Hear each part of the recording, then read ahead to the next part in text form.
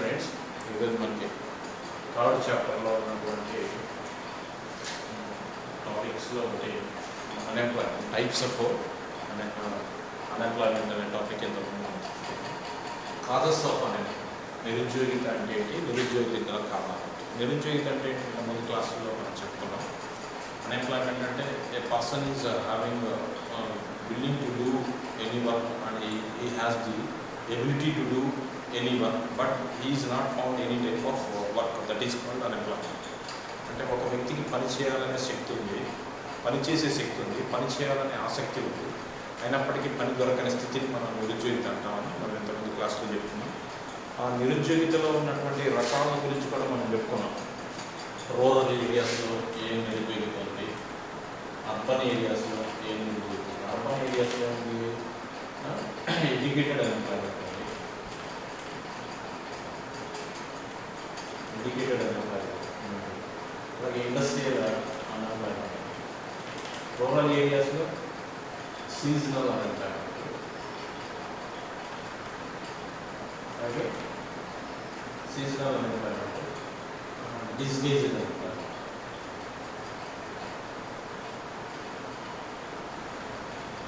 So ఇలా ఇన్ని రకాల, అలాగే అదర్ అన్ఎంప్లాయ్మెంట్స్లో cyclical unemployment, structural unemployment, frictional unemployment, ఇలా రకరకాలైనటువంటి నిరుద్యోగితలు భారతదేశంలో కొనసాగుతున్నాయని. ఆ నిరుద్యోగిత అనే సమస్య స్వాతంత్రం వచ్చిన తొలినాడు నుంచి భారతదేశం అనే మన దేశం ఫేస్ చేస్తుందని, దాన్ని రూపమవ్వడానికి ప్రభుత్వాలు వివిధ రకాలైన ప్రయత్నాలని అప్పటి నుంచి చేస్తూనే ఉన్నాయి. కేంద్ర రాష్ట్ర స్థాయిలో they are introducing number of employment programs to rural and urban areas, but still we are seeing the unemployment in both rural and urban areas. స్వతంత్రం వచ్చిన నాటి నుండి భారత ప్రభుత్వం ఈ నిరుద్యోగ సమస్య అనేది ఒక తలనొప్పిగా తయారైంది. కాబట్టి ఈ నిరుద్యోగితను రూపమావడానికి స్వతంత్రం వచ్చినప్పటి నుంచి ప్రభుత్వం చాలా రకాల పథకాలని ప్రవేశపెడుతున్నప్పటికీ ఇంకా పట్టణ ప్రాంతాల్లో, గ్రామీణ ప్రాంతాల్లో, రాష్ట్ర స్థాయిలో, కేంద్ర స్థాయిలో, అన్ని స్థాయిల్లో మన నిరుద్యోగిత అనేది చూడవచ్చు. అభివృద్ధి చెందిన దేశాలతో పోల్చి చూస్తే కనుక భారతదేశం లాంటి దేశాల్లో ఈ నిరుద్యోగిత అనేది ఎక్కువగా ఉండడానికి కూడా మనం గమనించవచ్చు. మనకి అభివృద్ధి చెందిన దేశాల్లో అయితే తక్కువ జనాభా ఉంటారు, తక్కువ పర్సంటేజ్ ఆఫ్ అన్ఎంప్లాయ్మెంట్ ఉంటుంది. పర్టికులర్గా ఈ England, Australia, Japan, Germany, Switzerland, లేకపోతే యుఎస్ఏ ఇలాంటి దేశాల్లో అన్ఎంప్లాయ్మెంట్ పర్సంటేజ్ చాలా లెస్గా ఉంటుంది. ఆ కంట్రీస్లో ఉన్నటువంటి పాపులేషన్ చాలా తక్కువ, అన్ఎంప్లాయ్మెంట్ ఎక్కువ, గ్రోత్ ఎక్కువ, డెవలప్మెంట్. భారతదేశం లాంటి దేశాల్లో పాపులేషన్ ఎక్కువ, అలాగే అన్ఎంప్లాయ్మెంట్ అనేది కూడా ఎక్కువే. ఆ పెరిగే పాపులేషన్ సరిపడా ఉద్యోగాలు కల్పించడంలో ఈ వ్యవసాయ రంగం కానీ, పారిశ్రామిక రంగం కానీ, మరి ఇతర రంగాలు కానీ ప్రయత్నాలు చేస్తున్నప్పటికీ అది ఆశించిన స్థాయిలో సక్సెస్ కాకపోవడం వల్ల ఈ పెరిగే జనాభాకి సరిపడా ఉద్యోగ అవకాశాలు కల్పించలేక ఎక్కువ మంది నిరుద్యోగులుగా తయారయ్యేటటువంటి పరిస్థితి ఉంది. ఈ అన్ఎంప్లాయ్మెంట్కి ఉన్నటువంటి రీజన్స్ ఏంటి, ఏ రీజన్స్ వల్ల అన్ఎంప్లాయ్మెంట్ అనేది ఫామ్ అవుతుంది అనేది ఇప్పుడు టాపిక్. అంటే ఇందులో rapid rate of population growth first, అంటే జనాభా పెరుగుదల, జనాభా వృద్ధి అనేది ఎక్కువ స్థాయిలో ఉండడం. అంటే ప్రతి సంవత్సరం ఎవ్రీ ఇయర్ ఉన్న జనాభాకి భారతదేశంలో 2% పాపులేషన్ ఎక్సెస్గా యాడ్ అవుతున్నారు. ఇక్కడ డెత్ రేట్ కంటే బర్త్ రేట్ హై స్థాయిలో ఉంది, డెత్ రేట్ తక్కువగాను, బర్త్ రేట్ ఎక్కువగా ఉంది. గవర్నమెంట్ బర్త్ రేట్ని తగ్గించడానికి చాలా రకాల పథకాలని, సంక్షేమ కార్యక్రమాలను, అవేర్నెస్ స్కీమ్స్ని ఇంట్రడ్యూస్ చేస్తున్నప్పటికీ ఈ ప్రభుత్వం ఆశించిన స్థాయిలో ఈ జనాభా తగ్గకపోవడం వల్ల ఈ పెరిగే జనాభాకు సరిపడా ఉపాధి అవకాశాలను కల్పించడంలో ప్రభుత్వాలు విఫలమవుతున్నాయి. అటువైపున కేంద్ర ప్రభుత్వం, ఇటువైపున రాష్ట్ర ప్రభుత్వాలు. అది ఆ వ్యవసాయ రంగంలోనూ, పారిశ్రామిక రంగంలోనూ, సేవా రంగంలోనూ, లేకపోతే నిర్మాణ రంగంలోనూ, మరి అన్ని ఇతర రంగాలలో ఈ పెరిగే జనాభాకి తగ్గట్టుగా ఎంతమంది అయితే జనాభా వస్తున్నారో, పని చేయడానికి యువత వస్తున్నారో, ఆ పని చేయడానికి వస్తున్నటువంటి యువతకి సరిపడా ఉపాధి అవకాశాలను కల్పించడంలో ప్రభుత్వాలు అనేవి ఫెయిల్ అవుతున్నాయి.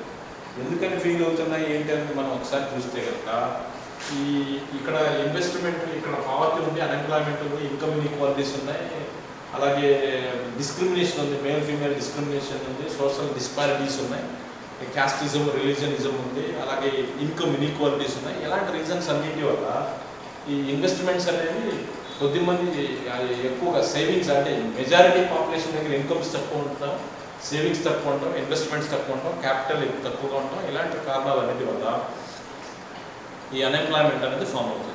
అంటే పెరిగే జనాభాకి సరిపడా ఉద్యోగ అవకాశాలను కల్పించడంలో ప్రభుత్వాలు విఫలమవుతున్నాయి. ఆ రీజన్ వల్ల నిరుద్యోగిత పెరుగుతుంది అని. తర్వాత జాబ్లెస్ గ్రోత్, అంటే ఉపాధి రహిత వృద్ధి. భారతదేశంలో ప్రభుత్వాలు చేపట్టినటువంటి సంక్షేమ కార్యక్రమాల వల్ల కానీ, అభివృద్ధి కార్యక్రమాల వల్ల కానీ దేశంలో వృద్ధి రేటు, గ్రోత్ రేట్ అనేది పెరుగుతున్నమాట 100% వాస్తవం అయినప్పటికీ అది ఉపాధి రహిత వృద్ధిగా ఉంది. అంటే జాబ్లెస్ గ్రోత్ అంటే ఇయర్ బై ఇయర్ ఇండస్ట్రీస్ కానీ, సర్వీస్ సెక్టార్లో కానీ, అగ్రికల్చర్ సెక్టార్లో కానీ టెక్నాలజీ ఇంట్రడ్యూస్ అవ్వడం వల్ల ఈ టెక్నాలజీ అనేది మోర్ నెంబర్ ఆఫ్ పర్సన్స్కి ఎంప్లాయ్మెంట్ ఆపర్చునిటీస్ని లాస్ట్ చేస్తుంది. అంటే ఒక మిషన్, ఒక 10 మంది చేసే పనిని ఒక మిషన్ చేయడం వల్ల 10 మంది అన్ఎంప్లాయీస్గా తయారవుతారు. అంటే వృద్ధి అనేది ఉపాధితో కూడిన వృద్ధి అయితే కనుక కొంతమేరకు నిరుద్యోగిత అనేది తగ్గచ్చు. కానీ ఉపాధి రహిత వృద్ధి ఉంది, ఎవరి ఇయర్ గ్రో అవుతుంది ఎకానమీ, బట్ ఆ గ్రోత్ అనేది ఎంప్లాయ్మెంట్ ఆపర్చునిటీస్తో కూడినటువంటి గ్రోత్ కాదు. అందువల్ల అన్ఎంప్లాయ్మెంట్ ఏర్పడుతుందని మనం ఇక్కడ చెప్తున్నాం. కాబట్టి దేశం ప్రభుత్వాలు ఏం చేయాలి? ఉద్యోగ అవకాశాలను సృష్టించగలిగేటటువంటి వృద్ధిని సాధించాలి. అంటే ఉపాధితో కూడిన వృద్ధిని సాధించాలి. ఉపాధి లేనటువంటి వృద్ధిని సాధించడం ద్వారా దేశంలో నిరుద్యోగిత పెరుగుతుంది అనేది ఇక్కడ కాన్సెప్ట్. సో ఎవరి ఇయర్ ప్రభుత్వాలు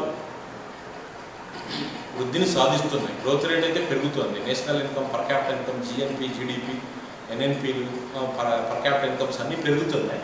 బట్ ఆ పెరిగిన వృద్ధి అనేది ఉద్యోగ అవకాశాలు కల్పించేదిగా ఉండాలి. అందుకని మ్యాన్ పవర్కి ఎక్కువ ఎంప్లాయ్మెంట్ ఆపర్చునిటీస్ ఇచ్చేటటువంటి గ్రోత్ వైపు మనం కాన్సన్ట్రేట్ చేయాలి అనేది ఒక సమస్య. కానీ అలా జరగకపోవడం వల్ల ఎక్కువ మందికి ఉపాధి అవకాశాలు కోల్పోతున్నారు. ఇది ఒక రకమైనటువంటి నిరుద్యోగ ఒక కారణంగా చెప్తాను. ఇన్అప్రాప్రియేట్ టెక్నాలజీ అంటే సరిపడినటువంటి టెక్నాలజీ, దేశ స్థితికి సరిపడ, దేశంలో ఉన్న జనాభాకి సరిపడ, అలాగే దేశంలో ఉన్నటువంటి నిరుద్యోగితని ఇంకా పెంచేటటువంటి టెక్నాలజీ మనం ఇంట్రడ్యూస్ చేసుకోవడం వల్ల ఉన్నటువంటి వ్యక్తులకు ఉద్యోగాలు పోయి నిరుద్యోగిత అనేది పెరుగుతుంది. సో ప్రాపర్ టెక్నాలజీని ఇండియాలో యూజ్ చేస్తే, ఈ దేశానికి సరిపడేటటువంటి టెక్నాలజీని యూజ్ చేస్తే కనుక వృద్ధితో పాటు నిరుద్యోగిత కూడా తగ్గుతుంది.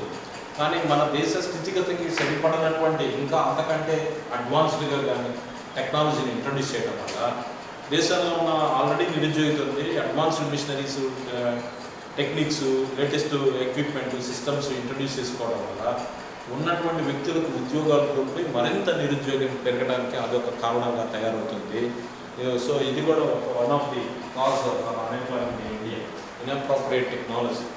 అలాగే నెక్స్ట్ వన్ చూస్తే ల్యాక్ ఆఫ్ రూరల్ ఇండస్ట్రియలైజేషన్. భారతదేశంలో గ్రామీణ ప్రాంతాల్లో ఎక్కువ నిరుద్యోగిత ఉంది కంపేర్ టు అర్బన్ ఏరియాస్. ఎందుకని అనేది చూస్తే కనుక గ్రామీణ ప్రాంతాల్లో నిరక్షరాస్యత ఉంది, బ్యాక్వర్డ్నెస్ ఉంది, ఇండస్ట్రియలైజేషన్ లేదు, ఎక్కువ మంది వ్యవసాయం మీద డిపెండ్ అయి ఉన్నారు. ఇలాంటి కారణాలన్నింటి వల్ల రూరల్ ఏరియాస్లో ఇండస్ట్రియలైజేషన్ స్పీడ్గా లేదు, చాలా వరకు లేదు. అర్బన్ ఏరియాస్లో ఇండస్ట్రియలైజేషన్ స్పీడ్గా ఉంది, ఎక్కువ ఎంప్లాయ్మెంట్ ఆపర్చునిటీస్ని అక్కడ పొందడానికి అవకాశం ఉంది.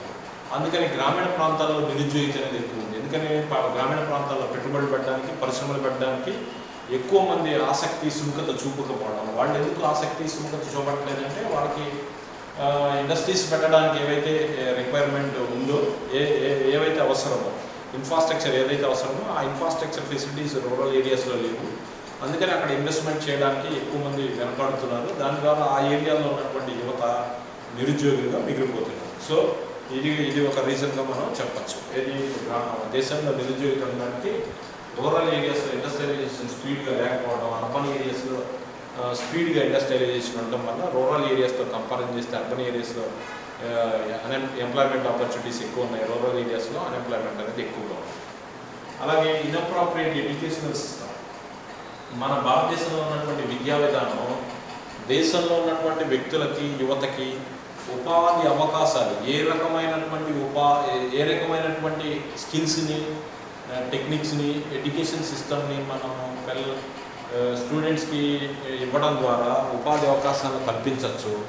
అలాంటి ఎడ్యుకేషన్ సిస్టమ్ కాకుండా ఎప్పటి నుంచి పాత పద్ధతుల్లోనే మనకి ఈ ఎడ్యుకేషన్ మెథడ్స్ సిస్టమ్స్ అనేవి ఉండడం, ఈ దేశంలో ఉద్యోగితకు అవసరమైనటువంటి విధానాన్ని వీళ్ళు ఇంట్రడ్యూస్ చేయకపోవడం, అంటే ఉపాధిని కల్పించడానికి అవసరమైనటువంటి ఈ విద్యా విధానం, లోపభూయిష్టమైనటువంటి విద్యా విధానం వల్ల ఉపాధి అవకాశాలను సృష్టించడానికి అవసరమైనటువంటి విద్యా విధానం లేకపోవడం వల్ల ఈ ఎడ్యుకేషన్ సిస్టంలో కొన్ని డ్రాబ్యాక్స్ ఉండడం వల్ల ఎప్పుడో పాత పద్ధతుల్లో ఇంట్రడ్యూస్ చేసినటువంటి సిలబస్ని మనం కంటిన్యూ చేయడం వల్ల ఇక్కడ ఉన్నటువంటి ఎడ్యుకేషన్ స్కిల్స్కి, ఎంప్లాయ్మెంట్ ఆపర్చునిటీస్కి కావాల్సినటువంటి స్కిల్స్కి మధ్య గ్యాప్ అప్రోప్రియేట్గా అంటే ప్రాపర్గా లేకపోవడం వల్ల ఈ చదువుకున్నప్పటికీ నిరుద్యోగిత అనేది ఏర్పడుతుంది. సో ఈ ఎడ్యుకేషన్ సిస్టమ్స్ అనేది మార్చినట్లయితే కొంతవరకు నిరుద్యోగిత తగ్గించవచ్చు. Inappropriate education system is also one of the cause for unemployment in India అని మనం చెప్పచ్చు. అలాగే lack of man power planning, అంటే ఈ దేశంలో ప్రధానంగా ఎక్కువగా మనకి ఈ మ్యాన్ పవర్ ఉంది. భారతదేశంలో ఎక్కువ మంది జనాభా ఉన్నారు. ఎవ్రీ ఇయర్ చిల్డ్రన్ పెరుగుతున్నారు, యూత్ మన ఎకానమీలోకి వచ్చే యాడ్ అవుతున్నారు. ఈ ఉన్నటువంటి మ్యాన్ పవర్ని ప్రాపర్గా యూటిలైజ్ చేసుకొని వీళ్ళందరికీ ఉపాధి అవకాశాలు కల్పించడం ద్వారా దేశాన్ని వృద్ధి పదాల్లోకి తీసుకెళ్ళడానికి ఉన్నటువంటి systems, plannings, government programs fail అవ్వడం వల్ల మ్యాన్ పవర్ని మిస్యూజ్ చేసుకోవడం వల్ల కొంత అన్ఎంప్లాయ్మెంట్ అనేది ఫామ్ అవుతుంది. అంటే దేశంలో ఉన్నటువంటి యువతకి సరిపడా ఉపాధి అవకాశాలను కల్పించడంలో ఈ ప్రాపర్గా ఇన్వెస్ట్మెంట్ చేసి ఇండస్ట్రియల్ సెక్టార్ కానీ, సర్వీస్ సెక్టార్ కానీ, ఇంకా ఇతర రంగాలను కానీ ప్రాపర్గా అభివృద్ధి చేసినట్లయితే ఆ పెరిగేటటువంటి మ్యాన్ పవర్ మొత్తాన్ని ఉపయోగించుకొని వాళ్ళందరికీ ఉపాధి అవకాశాలు కల్పించవచ్చు.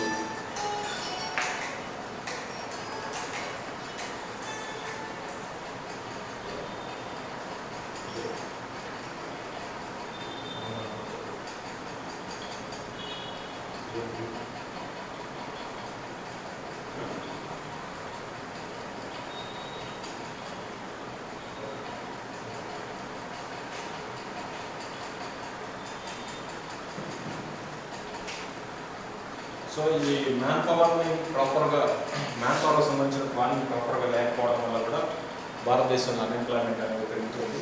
పెరిగే జనాభాని సరిగ్గా ఉపయోగించుకోవడానికి సరిపడా ఇన్వెస్ట్మెంట్స్, క్యాపిటల్ అక్యుములేషన్ అనేది ప్రాపర్గా లేకపోవడం, పెరిగే జనాభాని ప్రాపర్గా వేరే ఉపయోగించుకోకపోవడం వల్ల కూడా నిరుద్యోగిత పెరుగుతుంది.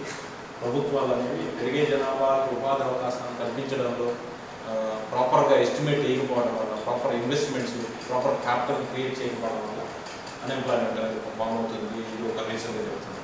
అలాగే సోషల్ ఫ్యాక్టర్స్ కూడా ఉన్నాయి. సామాజిక కారణాలు అంటే భారతదేశంలో ఉన్నటువంటి సామాజిక వ్యవస్థ, ఇక్కడ మేల్ ఫీమేల్ డిస్క్రిమినేషన్ ఉంది, కాస్టిజం ఉంది, రిలీజనిజం ఉంది.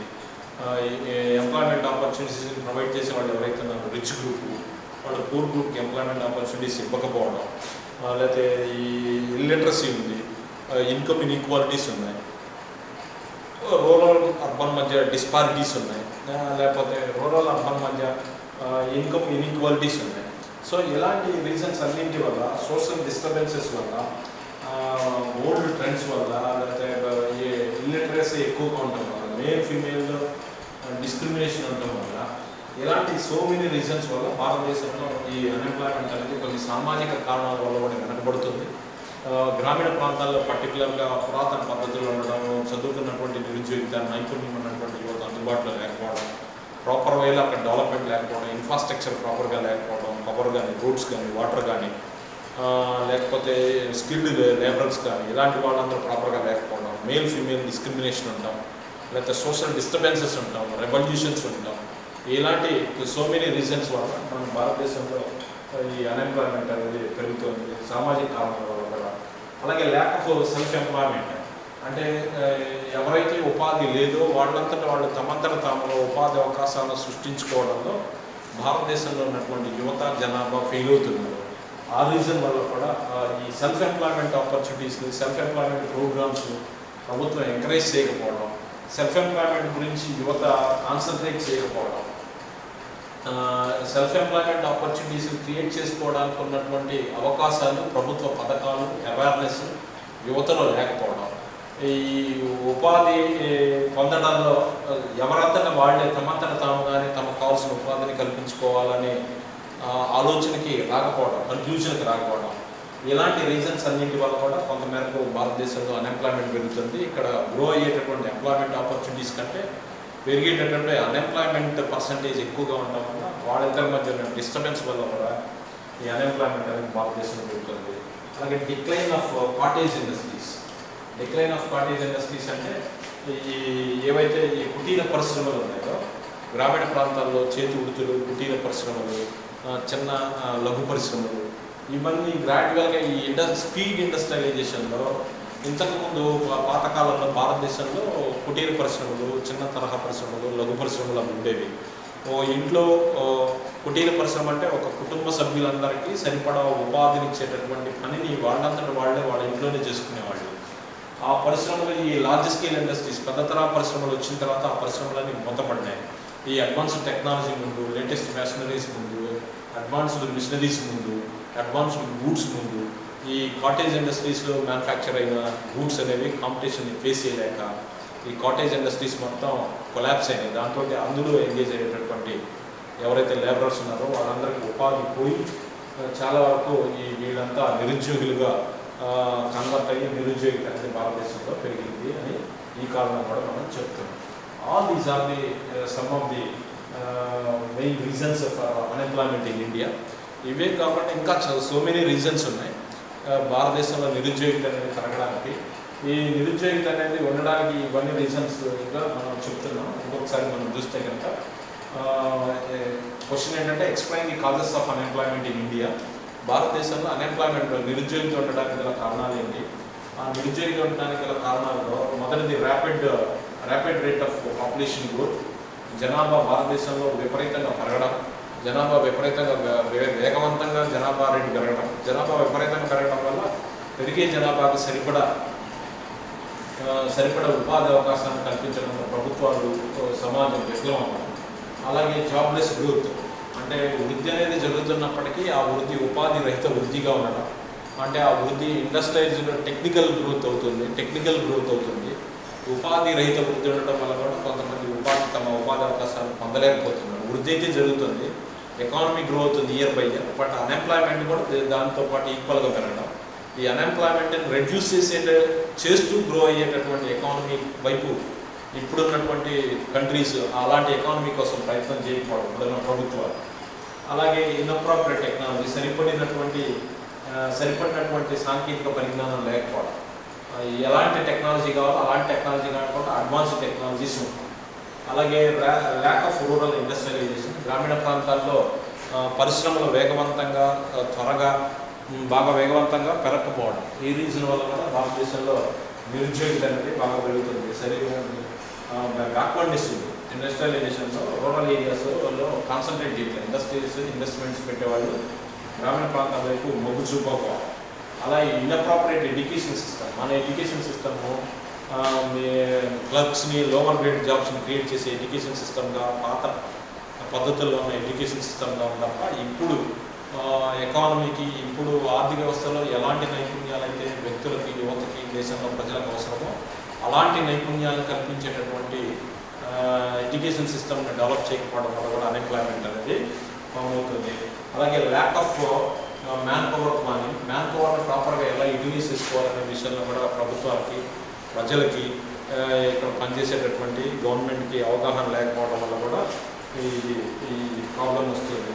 అలాగే సోషల్ ఫ్యాక్టర్స్, సామాజిక కారణాల వల్ల కూడా సామాజిక వెనుకబడడం, పురాతన ఆచారాలు, సాంప్రదాయాల కట్టుబాట్లు, లేకపోతే male female discrimination, social disparities, అలాగే ఈ రీజనల్ ఇంబ్యాలెన్సెస్. ఒక ప్రాంతం బాగా అభివృద్ధి చెంది ఇంకో ప్రాంతం అభివృద్ధి చెందకపోవడం, మేల్ ఫీమేల్ వేజ్ రేట్లో వేరియేషన్ ఉంటాం, మేల్ కంటే ఫీమేల్ ఎడ్యుకేషన్లో పర్సంటేజ్ తక్కువగా ఉండడం, క్యాస్టిజం, రిలీజనిజం, ఇంకా సో మెనీ రీజన్స్. అలాంటి సోషల్ ఫ్యాక్టర్స్ వల్ల కూడా అన్ఎంప్లాయ్మెంట్ అనేది భారతదేశంలో పెరగడానికి అది కూడా ఒక రీజన్ మనం చెప్తూ ఉన్నాం. అలాగే lack of self employment programs. అంటే స్వయం ఉపాధిని మన భారత ప్రభుత్వాలు కానీ ఎవరంతటా తమంతట తామే ప్రతి వ్యక్తి ఉపాధిని కల్పించుకోవడానికి గల అవకాశాలు ఏవైతే ఉన్నాయో వాటి వైపు వీళ్ళు కాన్సన్ట్రేట్ చేయకపోవడం. అలాగే ఉపాధి అవకాశాలు తమంతట తామే సెల్ఫ్ ఎంప్లాయ్మెంట్ని క్రియేట్ చేయడానికి ఉన్న అవకాశాలను ప్రభుత్వం ఎక్స్ప్లెయిన్ చేయకపోవడం, అలాంటి వారికి ఎక్కువ ప్రోత్సాహకాలు ఇవ్వకపోవడం, అలాంటి వాటిని ఎంకరేజ్ చేయకపోవడం, అలాంటి వాటి గురించి అవేర్నెస్ క్రియేట్ చేయకపోవడం, చేసిన అందుకునే స్థితిలో దేశంలో ఉన్నటువంటి వెనకబడ్డ ప్రాంతాల యువత ఉండడం, ఇలాంటి కారణాలన్నింటి వల్ల ఉద్యోగాలు పొందలేని స్థితిలోనే చాలా కొంతమంది అక్కడ ఆగిపోవడం, ఎవరంతటి వాళ్ళు తమంతట తాము ఉపాధి అవకాశాలను పొందలేని స్థితిలో స్వయం ఉపాధి అవకాశాల వైపు అడుగులు వేయలేకపోతున్నారు. అది కూడా చెప్తున్నాం. అలాగే డిక్లైన్ ఆఫ్ కాటేజ్ ఇండస్ట్రీస్ అంటే ఇంతకుముందు భారతదేశంలో ఎక్కువ మందికి ఉపాధిని కల్పించేటటువంటి కుటీర పరిశ్రమలు, ఒక కుటుంబంలో ఉన్నటువంటి వ్యక్తులందరికీ ఉపాధిని కల్పించేటటువంటి పరిశ్రమని కుటీర పరిశ్రమ అనేవాళ్ళ. ఇవి స్వతంత్రం తర్వాత, స్వతంత్రానికి ముందు ఎక్కువ ఉండేవి. ఇవి క్రమేణా ఈ పారిశ్రామిక అభివృద్ధిలో భాగంగా ఎలాంటి పరిశ్రమలన్నీ కుంచుకుపోవడం, తగ్గిపోవడం, అక్కడ వర్క్ చేసేటటువంటి వ్యక్తులకి ఉద్యోగాలు లేక వాళ్ళంతా నిరుద్యోగులుగా తయారవడం వల్ల కూడా మనకి భారతదేశంలో అన్ఎంప్లాయ్మెంట్ అనేది పెరిగింది. ఇవన్నీ కారణాలు చెప్తున్నాం. All these are the causes of unemployment in India. భారతదేశంలో నిరుద్యోగిత అనేది విపరీతంగా పెరగడానికి ఉన్నటువంటి కారణాల్లో ఈ కారణాలన్నింటినీ చెప్తున్నాము. మనం మన నెక్స్ట్ క్లాస్లో, ఇంతకుముందు క్లాస్లో టైప్స్ ఆఫ్ అన్ఎంప్లాయ్మెంట్ అనే టాపిక్ చెప్తున్నాం. అంటే నిరుద్యోగితల రకాలు ఏంటో చెప్తున్నాం. ఈ క్లాసులో అసలు అన్ఎంప్లాయ్మెంట్ ఎందుకు ఉంటుందో చెప్పు. అన్ఎంప్లాయ్మెంట్ అనేది ఏ రీజన్స్ వల్ల అన్ఎంప్లాయ్మెంట్ ఫామ్ అవుతుంది అనే విషయాన్ని మనం ఈ క్లాస్లో డిస్కస్ చేసాం. నెక్స్ట్ క్లాస్లో అన్ఎంప్లాయ్మెంట్కి రెమెడియల్ మెజర్స్ మనం తెలుసుకునే ప్రయత్నం చేద్దాం. Thank you very much.